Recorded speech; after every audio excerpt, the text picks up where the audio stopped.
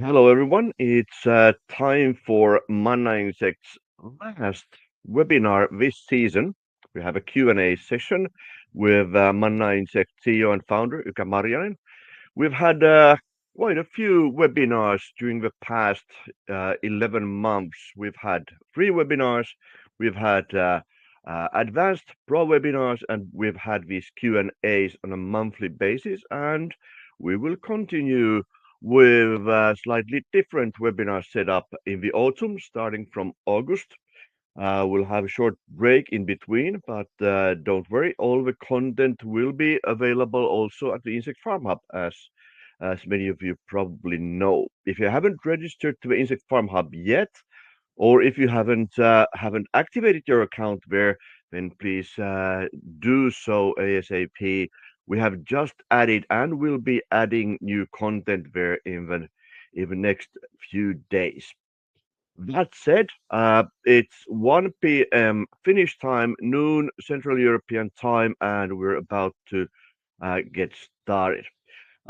Just a final reminder before we get started, do add the questions to either the chat or the questions sections. I will go through them there. We have questions listed here that I will be asking from Yka before anyone has had their chance to add the questions to the chat.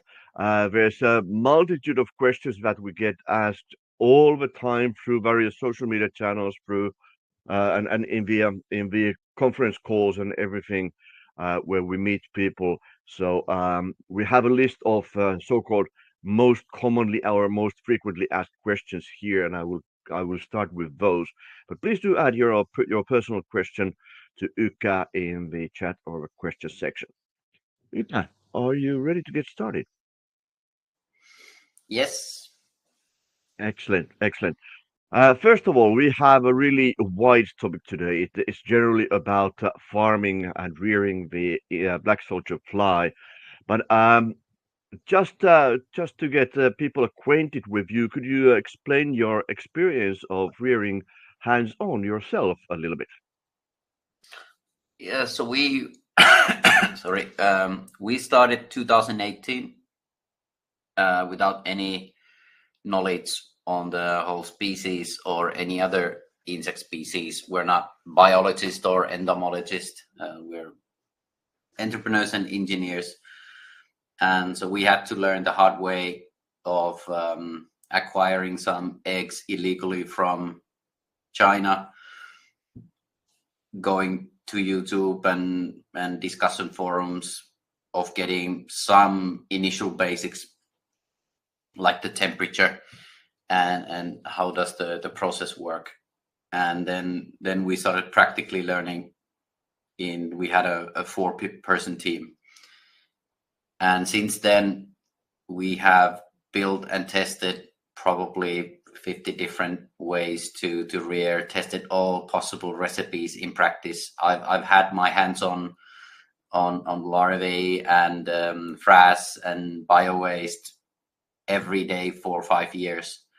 And then of course COVID came and we had really nothing else to do, run it. And so we eventually ramped up to 30 tons a month capacity, and we had 4 rearing modules. So that's my own practical experience. We went to very accurate recipe, very accurate dosing. We figured out how to do all the let's say metrics and predictions and egg production in a very, let's say, simple way, but still very systematic and almost scientific way.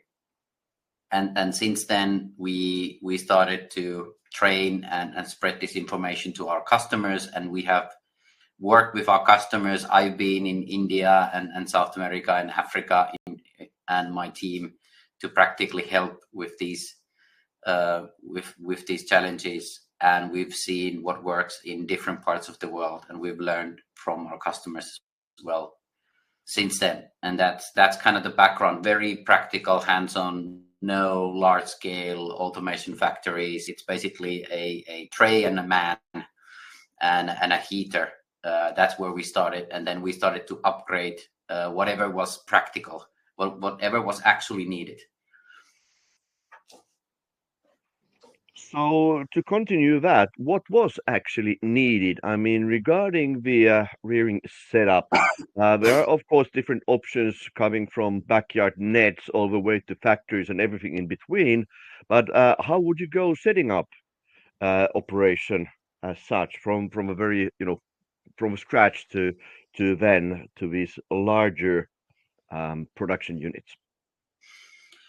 I think in our, maybe it was the very first webinar we've ever had, almost 3 years ago, we had a picture of a tray, and in that tray we had the principles of BSF rearing. If you look at just one tray, there's inputs, there's the bio waste, and then there's the 5-day-old larvae. There are the weather conditions around the tray, let's say the condition of the substrate itself, how wet and so on. Then there's time, and then there's end results. And the good thing is that that's it, still completely valid. And any number of capacity, you go from one tray to 20,000 tons of live larvae, the principle is the same. The only thing that changes around the tray is how you increase the capacity on how many trays you can load per day, how many trays you can unload and post process per day. And then of course, because the more trays you're gonna do, the more 5-day-old larvae you have to be able to get or produce. And then of course you have to scale the breeding in one way or another. But the principle is the same. We're only concerned really what is happening in an input and output, and between input and output in one tray, and those larvae that are put into one tray at a given time. And when you start thinking this way and you focus on this one tray, it becomes much simpler to do. And also you can start understanding that unless you can handle 10 trays and you get systematic results on 10 tray setup, there's no economics of scale that somehow miraculously you solve things when you have 1,000 trays or 100,000 trays. It just gets worse. It just gets more complicated. So unless you understand a 1 to 10 tray setup, the results you get, you know exactly what you're gonna get. You understand how you dose correctly, that you have 10,000 larvae, for example, every tray, you have exactly 8 kilos of substrate. There's no reason to go beyond that. And that's one mistake I see, is that many jump from almost nothing to like large scale factories, and then they run into huge problems. And at what stage is then climatization relevant, or setting up these slightly more professional units? I mean, people do quite large productions out there in the backyard, in our sheds, or using nets, or perhaps even greenhouses. But at some stage, to get into the stable kind of production, you would need to set up certain sort of premises and certain technology. But what stage and what kind of climatization do we need? What does it do? Could you tell us a little bit about that? Yeah. And of course we're kind of biased because we do have a climatization solution, but we didn't set out Manna Insect. That wasn't the idea.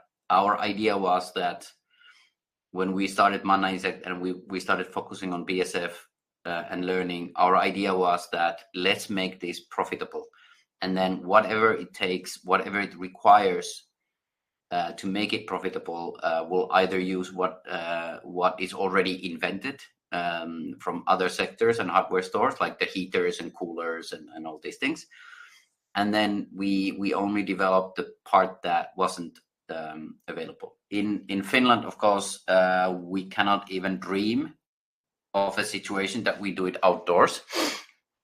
And and of course there are countries where you can do it outdoors reasonably, because otherwise this whole species would not be alive and not thriving if it couldn't handle outdoor conditions. So I don't try to kind of oversell or force climatization. I mean, you need climatization anyway, but in some cases people are fortunate enough that the environment handles climatization for you in an adequate way, meaning that, you know, in the night it's over 25 Celsius, on the day it's less than 35 Celsius. Then the environment kind of handles your climatization. The one thing I urge is people to understand what you can achieve when you have perfect climate control, which doesn't need to be expensive, but it's definitely more expensive than doing outdoors. What is the difference? And we're talking a insect, which basically is highly correlated to temperature on how well it behaves and acts and how much energy it has to survive. And even 1 Celsius degree is a huge difference in that. But I think this kind of information is still vague enough that people don't understand that, okay, if I spend $10,000, I can either get 6 times bigger facility if I don't worry about climate control and insulation, compared to that you get a smaller facility which you can then climatize perfectly. Is that okay? You know, more is more, is it? And what time? I would say that it's about 5 times more effective in the same size space. So you need at least 5 times bigger space to get the same results if you don't climatize. And these are in conditions where the nights don't go below 25 Celsius and the days don't go above 35 Celsius.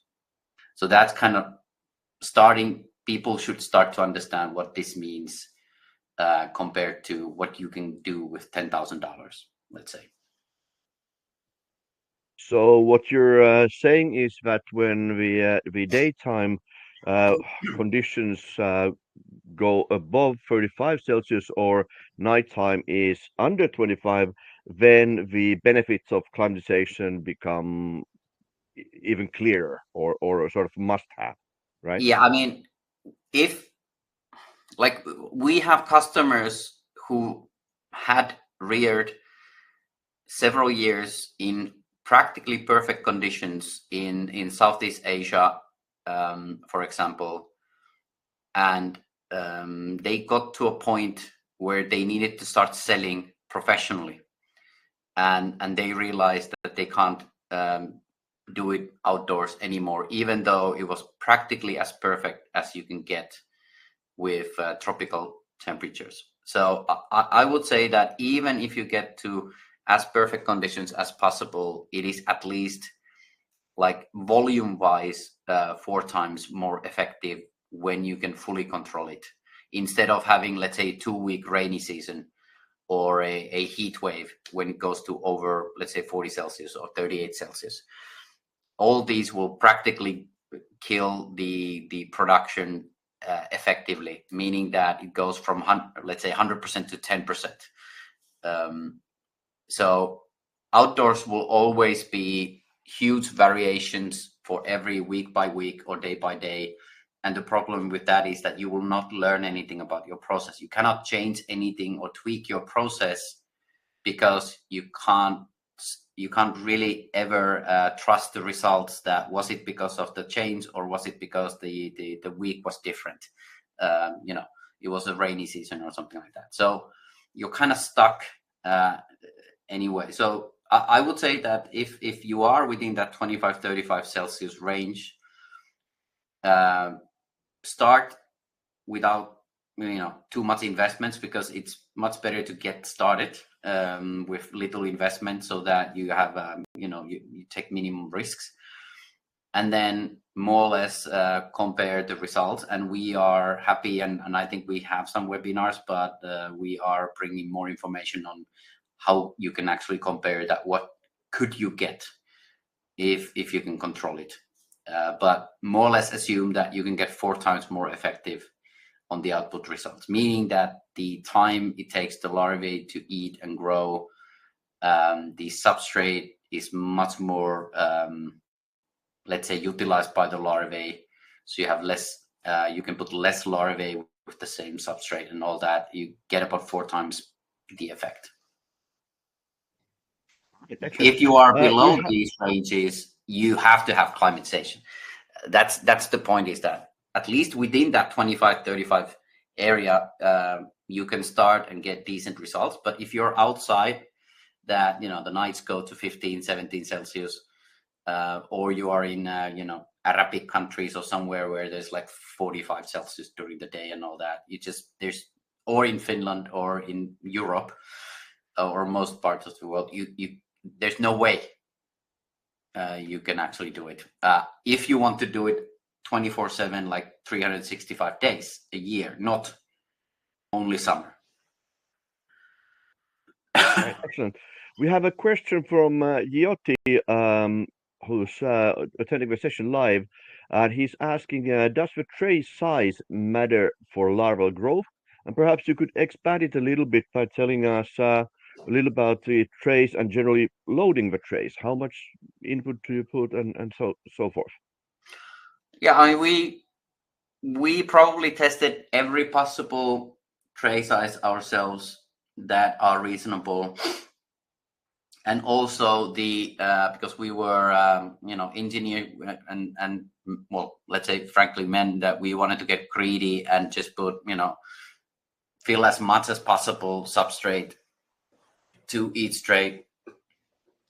And we kind of noticed very quickly that there's a maximum number of larvae and food you can put in a certain area. And if you put more larvae there, you will not get bigger larvae or more biomass from the larvae. You just get smaller larvae, and after some point the larvae will leave. They just sense that there's too much competition and they will go somewhere else. And also that if you put more and more substrate, after a certain point the larvae will just not eat it anymore because it's too thick layer of substrate.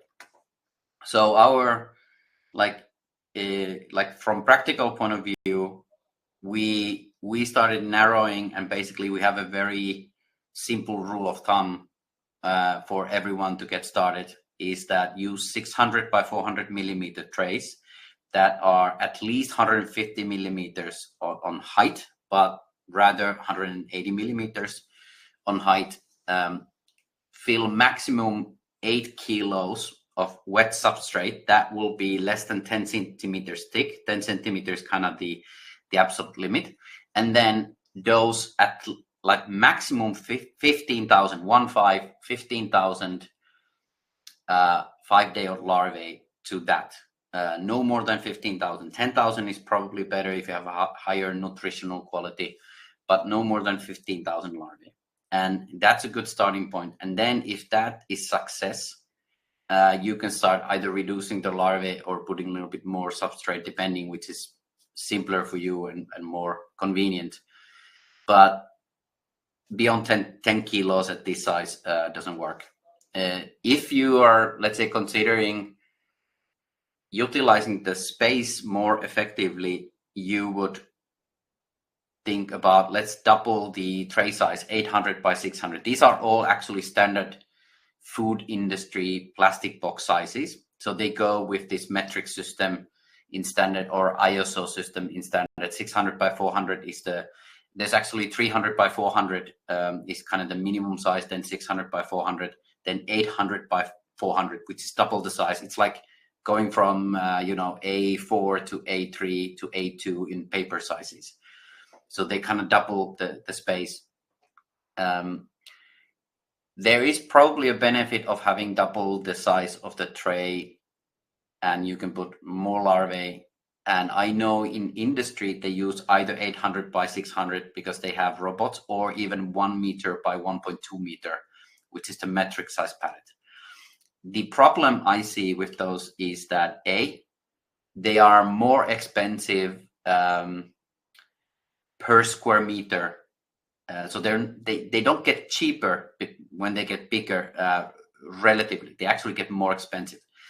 The other is that if you go beyond 600 by 400, you kind of immediately cannot manually load and unload because they get too heavy for most people. So 8 kilos you can still carry nicely and lift it 2.5 meters above you, like above your head. If you have 800 by 600, that's or 800 by 400, that's already basically almost 20 kilos. Now it gets heavy, regardless of, even, getting bigger. So in principle, there is a benefit of a bigger tray from larvae eating habit point of view of the effective space, but there's a lot of impracticalities that come with it. You mentioned 15,000 larvae, $15,000 per tray, but in reality, nobody has the nerves and the chance to calculate 50,000. So, do you have a rule of thumb of how much is 15,000 $5 larvae? I mean, in grams or perhaps in some other measurement? In practice, no. You cannot. I've seen people saying that I'm selling or putting 30 grams of $5 larvae. That really doesn't mean anything. The 5-day-old larvae can weigh 10 milligrams or 1 milligram. There's a huge difference, and it depends completely on how did you do nursing. So grams are completely useless to measure the 5-day-old. It is one of the things that you just have to learn. It's not difficult, but you just have to learn how to dose 5-day-olds. And that doesn't mean that you will count 15,000 larvae for every dose. What you will do is that you will basically have a nursing box, which how many eggs you put in. Eggs are easy to measure with a kitchen scale. So you collect eggs, you measure, you weigh 20 grams of eggs, and that 20 grams of eggs you put hatching in one nursing box. So there's 20 grams worth of eggs in here, which you can kind of make initial assumption of how many larvae you should get. And then you measure a sample set of larvae from that, and you weight them, and you extrapolate what you have, and you get a ratio of like per box weight for the 5-day-old, which you can then divide. But you cannot have just like an absolute weight scale, that 30 grams never mean 30 X number of larvae in a general sense. It only makes sense in one nursing box level. And when you've done enough of these 20 grams calculation, you can then forget this sample count when you start seeing that every time you put 20 grams, you get 500,000 5-day-old plus minus 10%. Then you can just start measuring the tray, the nursing box, and basically evaluate how many times you have to, let's say, divide that to know how many trays you can fill. But this is the most crucial thing you have to learn, and it's not trivial, but it's not so difficult as long as you're, let's say, disciplined. But you need to learn how to dose larvae correctly, and I shed a tear every time I see setups where they have no idea how many larvae are in those trays, and you get 10% of the potential results of 100% just because you didn't dose them correctly. So there is a rule of thumb for eggs, but not for the larvae. Excellent.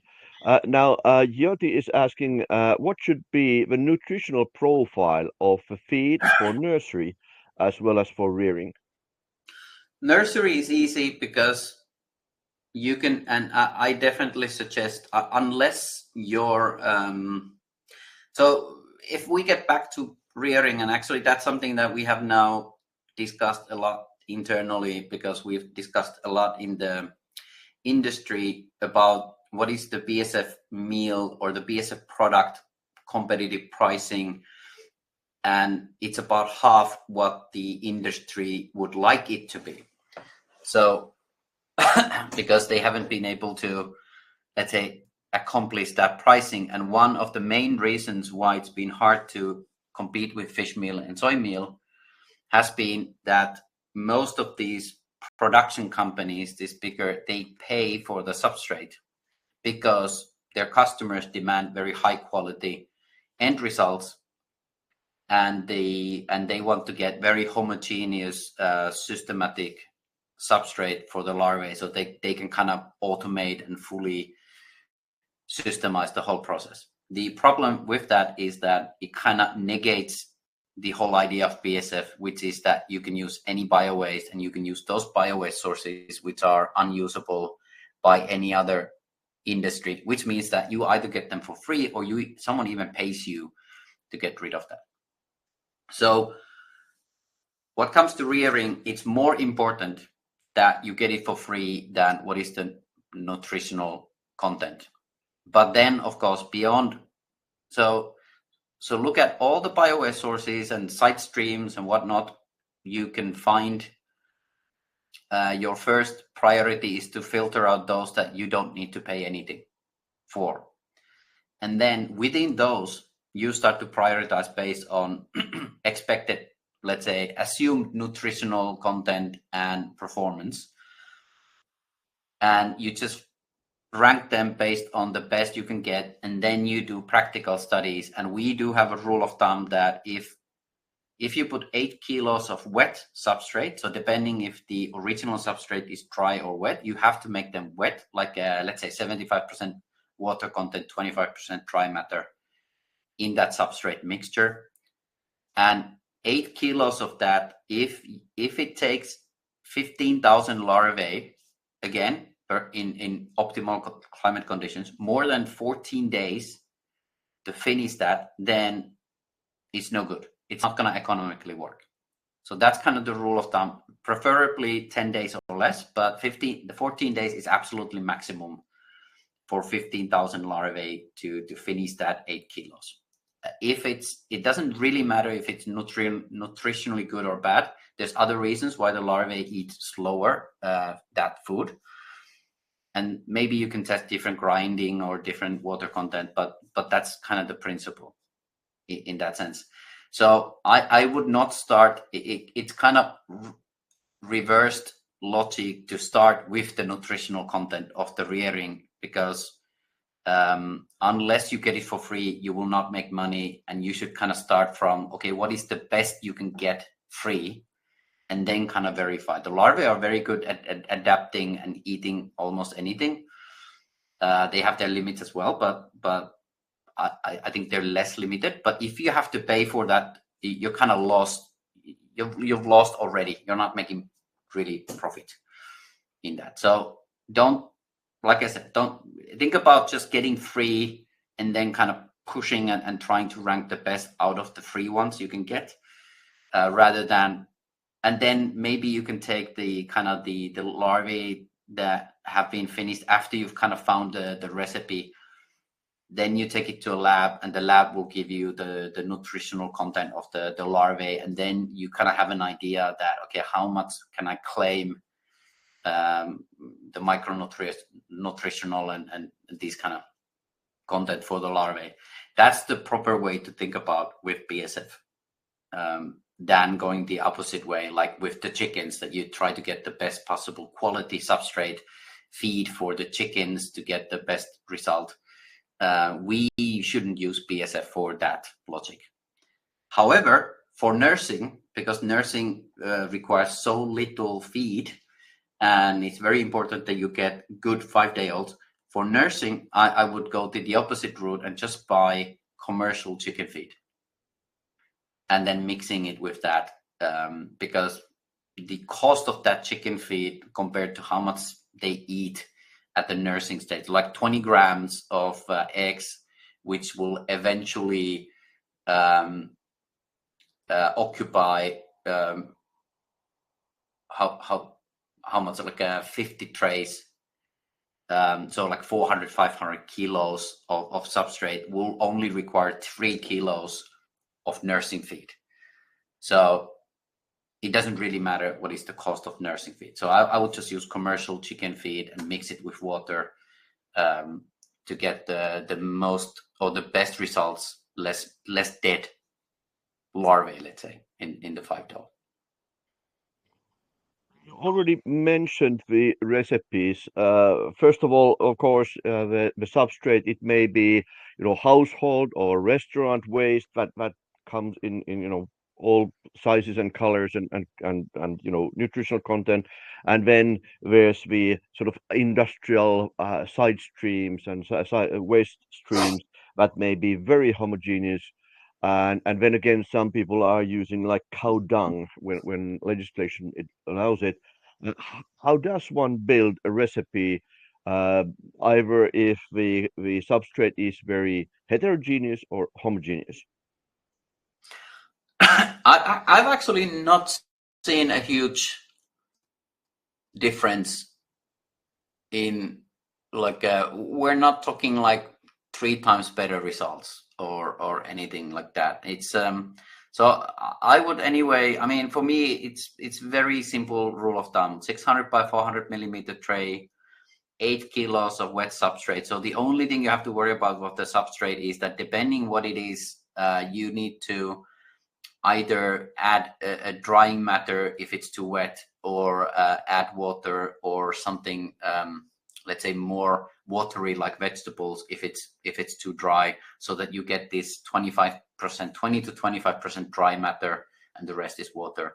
And then it's about, do you need to grind it, like if it's apples or something like that, do you need to grind it, or is it more like tofu and cow dung and these, which it's already as is, you just mix it. That's the only thing you have to worry about. You just get this ratio, and you put 8 kilos and you put that 15,000 larvae in it. And if you have space and if you have climate control, this is of course the key. If you do recipe without climate control, then that's it. 8 kilos and 15,000 larvae. And then you don't know when it's going to be finished. You just have to go there and check. After first 5 days, you just go and check, and when it's finished, it's finished. That's the outdoor rearing. If you have climate control, what you can do is that you can do recipe testing. You can put 8 kilos and 15,000 larvae. You can put 8 kilos and 10,000 larvae. Put 5 sets of both. You can see the results, and then it's a compromise. Do you want to get them finished on 7 days with less larvae, or 10 days with more larvae? That's about it. But beyond this, I haven't seen any super results that suddenly you get substrate that they eat in 4 days, or they're double as big, or these kind of things within that range. And probably you will not get free substrate sources anyway, which are such a superfood, because they would probably have a commercial use case anyway. So if someone asks me that what is the best recipe, and usually they don't even give me what is the substrate source, because they don't know, I would say 8 kilos of wet substrate with 25% dry matter, 15,000 larvae, and expect the results in 10 days or less. That's it. That's sort of a dirty and simple way of doing it. Now, regarding financials, inputs and outputs, I mean, different kinds of setups. What is the sort of, bang for a buck if we start building these more professional facilities or taking climate control into action? What does it cost to set up a professional level production unit, and what can we expect to get out of it financially? Yeah, I mean, again, it's easy to go back to this one tray, because eventually that's it. You just then multiply. So you have to make a profit of each tray. And unless you're making a profit from one tray, don't expect to make profit of 1,000 trays. So if you're considering this 8 kilos. Input is 8 kilos of substrate, 15,000 5-day olds. Those both um, have a cost. The substrate, like I said, it should be free. So the substrate itself doesn't cost, but the labor to produce that 8 kilos and load it into that tray, that has a price. And then the $5 also have a price because either you buy $5 from someone, or if you have your own breeding system, there's a labor investment and everything for that breeding module, let's say, to produce you $5 that you can put into that tray. And if you're considering what is the maximum cost, and then the next cost, of course, that's kind of the loading cost. Then the next cost is the, let's say, 8 days that they rent a space from you. It doesn't matter if it's climatized or not. It's gonna cost. They occupy the space. That space costs money, and that's where the fastness come into that. That is it better to have the same space that can be cycled 4 times a month, or with just more $5? So again, it comes to a question: is that which is more expensive to you, $5 or the space? And that is calculated. And then, of course, the output is now important. With these 8 kilos, you can assume 1.5 kilos of live larvae, and you can assume 2 kilos of frass. So this is what you sell to cover all the expenses, what came from loading and then renting the space. And that is kind of, it's exactly the same with the chicken farmer budget and financials. Is that if a chicken farmer raises a 6-kilo broiler, that's probably more like a Western size, he will get paid for 4 kilos of meat, $1.2 per kilo, $4.8. That's a budget for one chicken. And then you go back and look at like what is all the costs divided to that one chicken that is less than that $4.8. And that's about the same for larvae. In that chicken is just replaced with one tray, and then you have exactly the same financials, and that should be calculated in that level, not in this vague level of we're doing 100 tons of input and output, and 10 ton or 1,000 tons output and so on. And it's pretty simple math, and very quickly you find out that you cannot pay anything for the substrate. And for the 5-day-olds, at maximum you can pay like $20 cents for that 15,000 $5 in that, and about the same for the labor it takes to put it there.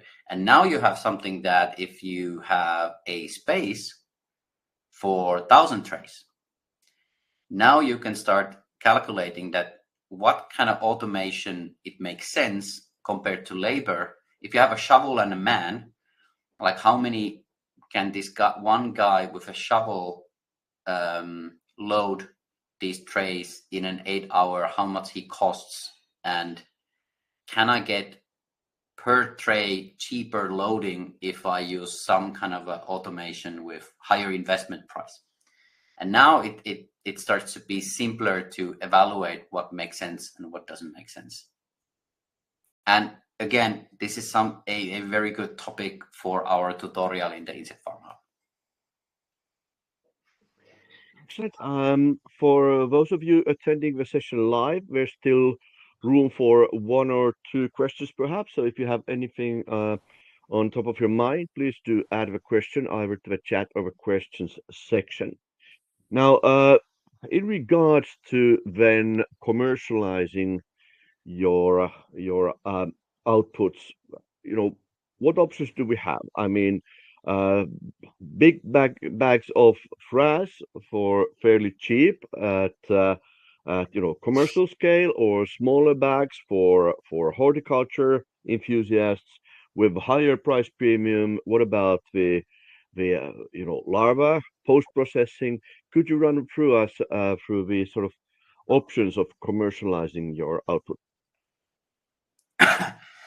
Yeah, I mean, one is that unless you somehow were able to convince someone to give you a budget to build a large scale facility, um, you probably need to first find customers who are willing to buy tens of kilos or a few hundreds of kilos, because you can't produce more than that anyway. So I've seen, like, one mistake is that people don't, they kind of imagine that we have these large scale feed companies and these who say, we'll buy 10,000 tons from you, and you kind of forget to have anything between, and you just focus on, okay, I'll just build a 10,000 ton factory and sell everything to these guys. And that has been a mistake. Like, it's not a speculation anymore. Like, most of these bankruptcies and failures are because of this kind of thinking. Your thinking should be that, okay, that's the end customer. That might actually not be even the best customer, but that's one type of customer that I know to contact when I have that quantities. But the first thing is that basically, who is the closest chicken farmer and egg producer that lives closest to you, where you're planning to set up your farm, and you talk to these guys and find a price and a need and a value proposition that they like. Each of them will probably buy some kilos or hundreds of kilos or maybe a ton a month. And now you can set up a production farm with some thousands of dollars to be able to sell them. They probably pay you a little bit more because they get less, or they just use it less. And then when you have comfortably, let's say, meeting their needs, then you start expanding with more, and at some point you can even jump to the next tier customers who are buying tens of tons instead of a ton, because you have a comfortable production facility and you've already in sales and in business. You probably get a bank loan to expand and so on. This is how all businesses, from Walmart to Coca-Cola to everything else. Like, Coca-Cola was one guy selling medicine bottles from a carriage. Coca-Cola wasn't built large scale like this international company at the beginning. So you just go to the closest people. I mean, exotic pet owners. I mean, if you're in developing countries, there's no backyard chicken hobbyists or exotic pet owners at that rate that we have in Western countries. So probably chicken and farmers and egg producers are your best bet to sell them live larvae or whole dried larvae for feed additive to make the chickens hungrier and more active. For Western countries and these backyard chicken hobbyists and exotic pet owners are the best. Actually, the only BSF companies I know who make profit today are those who sell to backyard chicken hobbyists and exotic pet owners. So I would just consider kind of the lowest capacity level that you can find customers instead of jumping to the highest.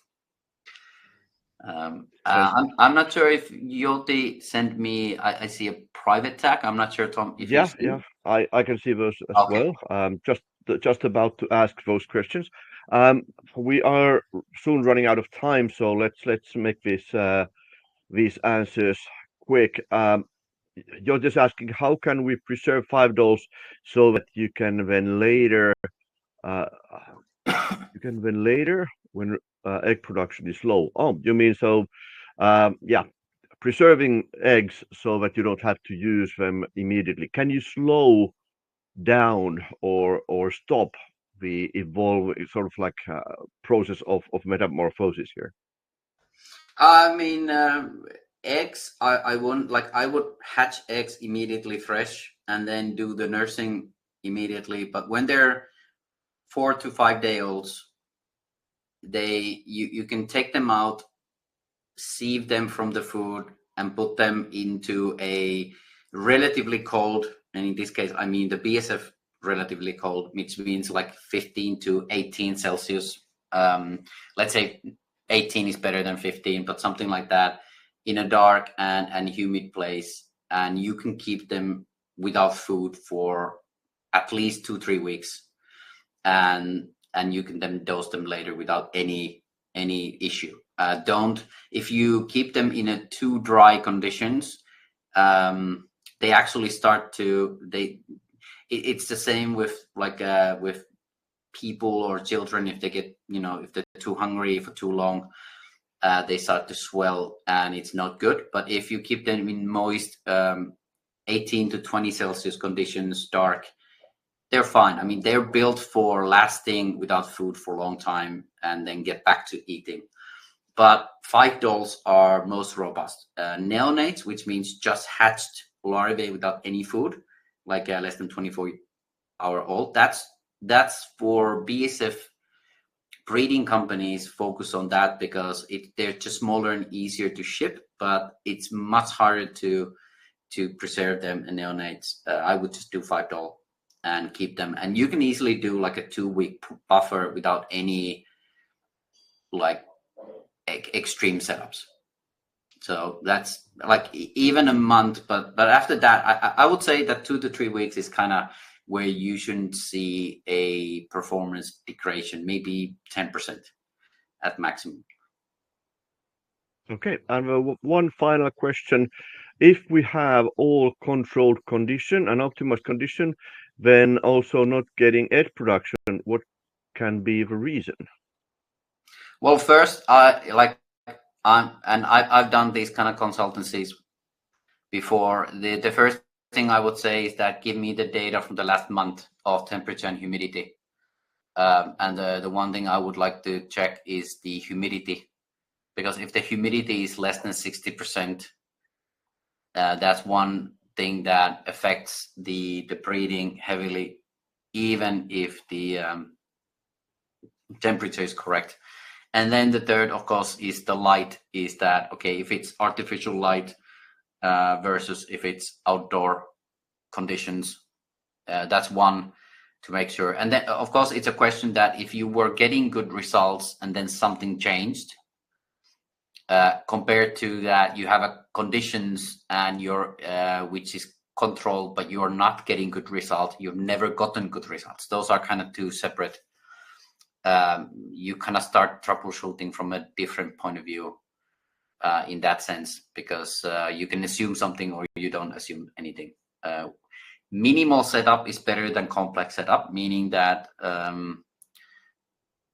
like in the picture, there's leaves and there's in this setup there was attractants and all these kind of things. I would just get rid of everything and start with basically an empty cage with proper temperature and humidity, and then just only either pupa boxes or then just one place where there's 3 egg traps, and that's it.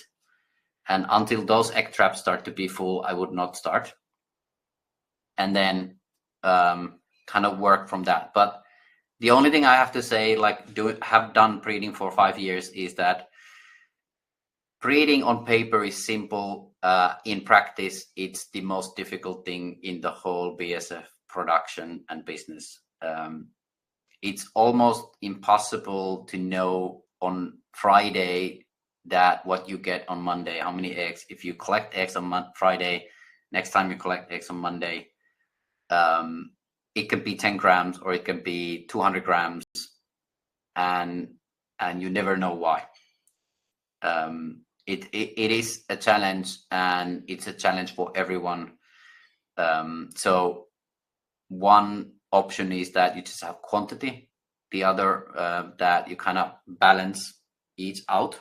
That's why I like many smaller cages instead of one big cage, is that allows more like separate types of environments, and these that if something fails there, at least it probably doesn't affect the other one. But yeah, breeding, one thing I would just check is that if the egg production stopping is related to eggs, like the first thing I would just check is that are we talking absolute egg amount, or are we talking that you get less eggs in the egg traps. So that kind of check everything that, like, do I get eggs but the eggs are not in the egg traps? Or if it's that I actually don't get eggs, it doesn't matter where they are, they're just less and less and less eggs than they used to be.